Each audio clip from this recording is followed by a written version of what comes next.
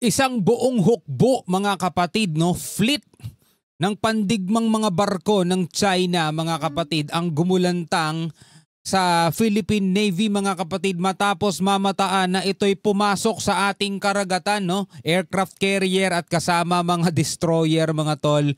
No, eto nabalitaan na natin ito nitong nakaraan mga kapatid pero ito panoorin natin. Mula rito kay John Reps mga kapatid, no, siyam na barkong pandigma ng China dumaan sa West Philippine Sea. Philippine Navy tinawagan ang mga barko ng China mga kapatid. Ano ang naging tugon? Alamin natin yan. Bago natin to simulan, huwag mong kalimutan mag-subscribe kay John Reps. Nakalagay po ang link sa ibaba. At kung bago ka pa lamang dito at trip mo yung mga ganitong klaseng reaction video and commentary na may kinalaman sa mga kaganapan sa West Philippine Sea, particular sa mga pang-aapi sa atin ng China, huwag mong kalimutan mag-subscribe. Click mo na rin ang notification bell para ma-notify ka whenever na may mga bago tayong reaction video tulad nito. Huwag na natin patagalin pa, panoorin na natin to mga tol.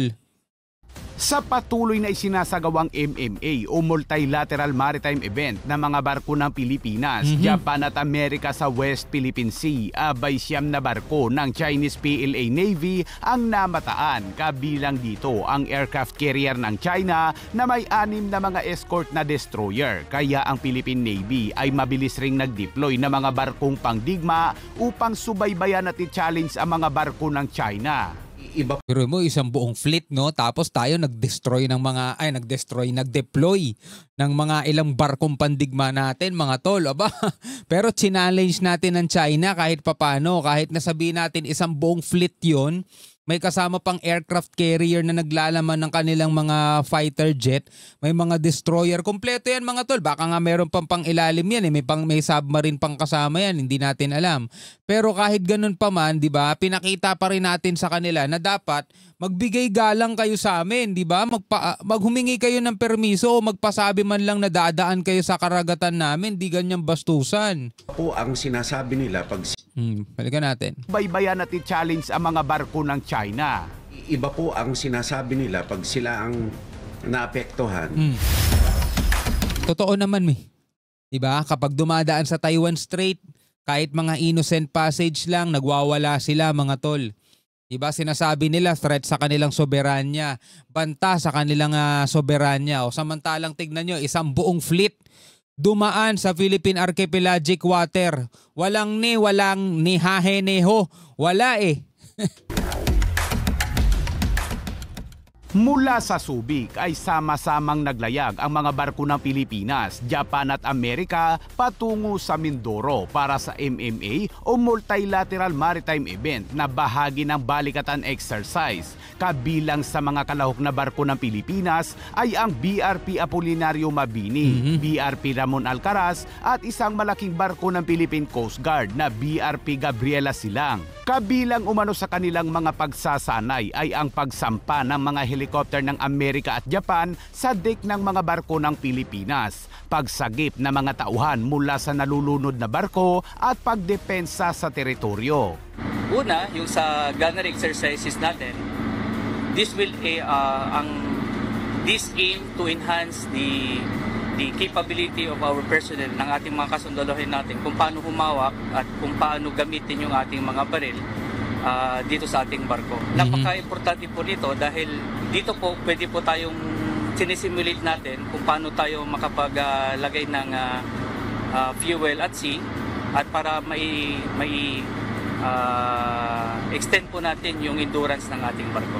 Ngunit habang isinasagawa ang aktibidad ng mga magkaalyadong bansa ay isang aircraft carrier umano ng China ang nakita na dumaan 2.23 nautical miles lamang ang layo mula sa Babuyan Island sa Batanes. Nagpapansin no? Ito umano ay ang aircraft carrier ng China na Shandong na may kasama pang 6 na destroyer at frigate bilang mga escort nito. What is unusual for this time is the number of escorts. 6 warships and 2 support vessels. Naku, titignan mo nga, akala mo susugod na sa gere. Diba? Kita mo, dumaan yung Shandong.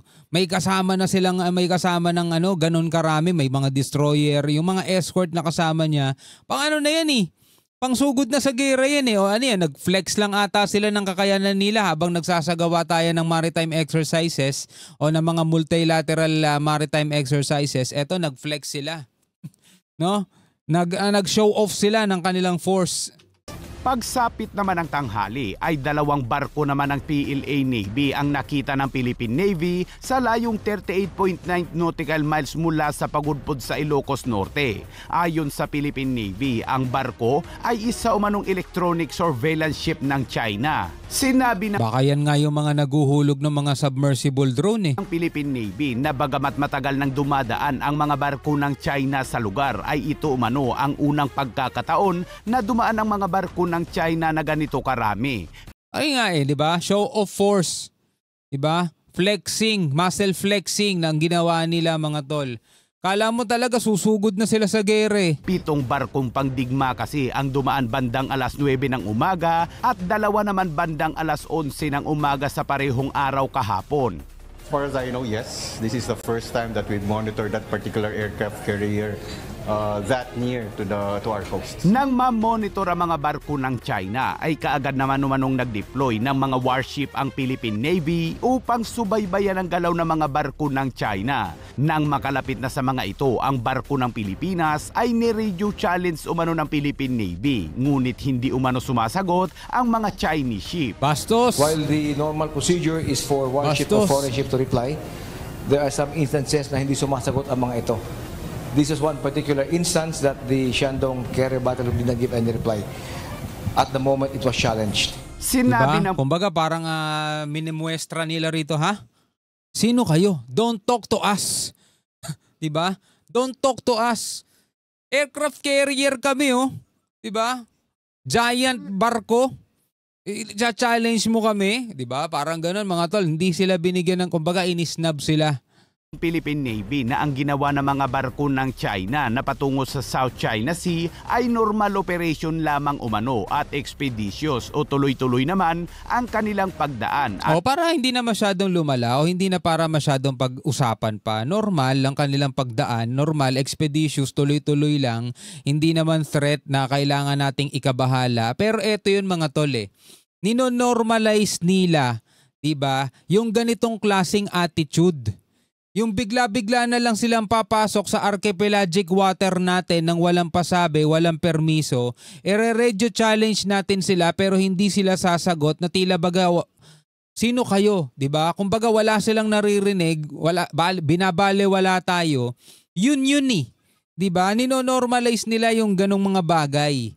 Samantalang kapag sila sa kanila nagagawa yan, halimbawa barko ng Australia, barko ng Canada, dadaan sa Taiwan Strait, aba nagwawala tong mga to. Wala daw permiso, wala daw pagpapaalam, wala daw pasabi, bigla-bigla na lang dumadaan sa kanila, di ba? Gawain nila rin yan eh. Di ba? O sabihin natin, expeditious sila, dire-diretso lang sila, hindi naman natin kailangan ikabahala. Pero uulit-ulitin nila yung ganyang klaseng pambabastos. Di ba? Halimbawa ikaw, may kausap ka o kaya nakatayo ka, bigla na lang may dumaan sa harap mo na wala man lang excuse me, ganyan-ganyan, di ba? Dire-diretso lang na parang, tapos sabi mo, uy, bigla-bigla ka na lang dumadaan, tas di ka pinansin, di ba? Ikaw mababad trip ka rin, nakakabastos, di ba? At hindi ito huminto sa mga lugar sa West Philippine Sea, kaya't wala naman daw dapat ipangamba. Oo nga. We expect a lot of vessels to transit that particular area, especially off the coast of the Babuyan Islands and the Lupiri Island because it's a recognized maritime corridor. Diba? Wala nga dapat ikabahala. Pero tingnan nyo, kakadaan nila ng kakadaan dyan. Nang wala man lang pasabi, nang wala man lang permiso, isang beses dadaan sila full force. Yun na pala yung time na bigla silang mga atake, diba? Yun ang problema doon mga tol. Huwag naman sana, no? Medyo lumilikot lang ang ating kautakan. With the Balikatan exercise ongoing, we also expect several key players to be there also to monitor the exercise. Samantala, sa isang media interview naman kay DND Secretary Gilberto Teodoro, Iba po ang sinasabi nila pag sila ang naapektuhan kesa sa pag sila po ang agrabyado talaga. O nangaargabyado. Ang ginagawa nila sa atin ay nagtatangkang sumupil sa atin. Tayo Totoo. ba'y mag-aapis o magko-compromise? Sila nga mismo sinasabi hindi sila nagko-kompromiso. Tama. So anong tama doon? So sa ating mga kababayan, tignan natin ng anong klaseng ito. Kasi ang mga statement nila, kailangan intindihin natin, propaganda yan. Hindi messaging yan, propaganda yan. Tama. Tayo, nagsasabi lang tayo ng katotohanan. May freedoms tayo dito. At meron mga nagtataka kung bakit ko sinasabi Chinese Communist Party at saka Xi Jinping. Hindi dapat natin idamay ang taong bayan ng China dito sa ginagawa ng diktadorya ng Chinese Communist Party na nanira ng goodwill at anumang trust and confidence na dapat meron ang mga tao sa China dahil sa kanilang interes na manatili sa poder. Totoo yan mga kapatid, kaya nga lagi nating sinasabi rito, hindi dahil sa nababad trip tayo sa ginagawa ng China na pang susupil sa atin dito sa West Philippine Sea, tatalikuran na natin mga kapatid yung ibang mga mamamayan. Hindi natin sila dapat idamay. Diba? Yung mga nagnenegosyo rito sa Pilipinas, mga Chinese nationals na naninirahan dito sa Pilipinas na maayos namang nabubuhay. Diba? Yung mga produkto na inaangkat ng Pilipinas mula sa China, hindi nyo naman kailangan i-boycott yung mga yon, diba? Hindi natin kailangan idamay yung mga wala namang kinalaman. Kaya tama rin dito si DND Secretary Gibo Chodoro, diba? Yung presidente kasi nila mga tol. Ultimo nga yung ibang mamamayan nila gustong pababain yung presidente nila, diba? So ito lahat gawain ng ilang tao lang to. Kaya nga pinagkakadiinan natin Chinese Communist Party ito. Ito salita nila. So ano ba tama dito? So dapat ba natin pakinggan ang sinasabi nila? Hindi. Dapat natin bantayan ang ginagawa nila sa West Philippine Sea at sa loob ng Pilipinas. Tama. 3 Filipinos na-arresto po sa China for allegedly spying. So, propaganda rin ba yun? Yan kasagutan dapat ng DFA. Pero ang sasabihin ko, ano ba kapabilidad ng Pilipino mga espiya doon? Anong capability natin at anong interest natin malaman kung ano nangyayari doon sa loob ng bansa nila? Tama. Ang interest natin, yung ginagawa nila sa West Philippine Sea. Tama. Meron ba tayong interest kung ano nangyayari doon sa mga lugar na ano pakialam natin doon, di ba? At saka sa katunayan, sa closed society na police state, pwede ba mag-espia isang tao? Paggising mo pa lang alam na nila yung ginagawa mo. Tama. Sinong nasa may sentido komon nagagawa niyan? Wala. Saka isa pa, mga estudyante nila yan doon. Sponsored by China. Service ng ginagawa ng Scholar. gobyerno nila, komunista at leninista yan Ganun talagang regime, dictatorship of the party. Yun ang importante sa kanila. Tignan mo ang history. Para lang preserve yan, nung panahon ni Mao Zedong, 45 million sa kanilang mga kababayan namatay sa mga eksperimento. Tsaka sa Cultural Revolution. Grabe.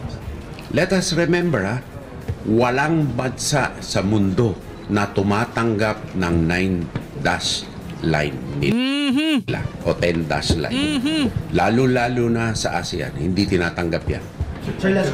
Walang bansa sa mundo, lalong-lalo na sa Asia mga kapatid, Asian countries, ang tumatanggap o kinikilala doon sa 9 o 10-dash line ng China. At saka lagi niyong tatandaan mga tol, komunista yung mga yan. Diba? Iba ang kautakan ng mga yan mga tol. M16 sir, bibilin po natin. Naghihintay pa kami ng formal offer and proposal. Wala pa kami natatanggap na formal offer o proposal hanggang sa ngayong panahon. Thank you. Alright mga kapatid, bilang mga Pilipino, ano ang masasabi ninyo rito? Comment na lamang kayo sa ibaba. Hanggang sa muli, ako nga pala si Shobaldi. Peace out.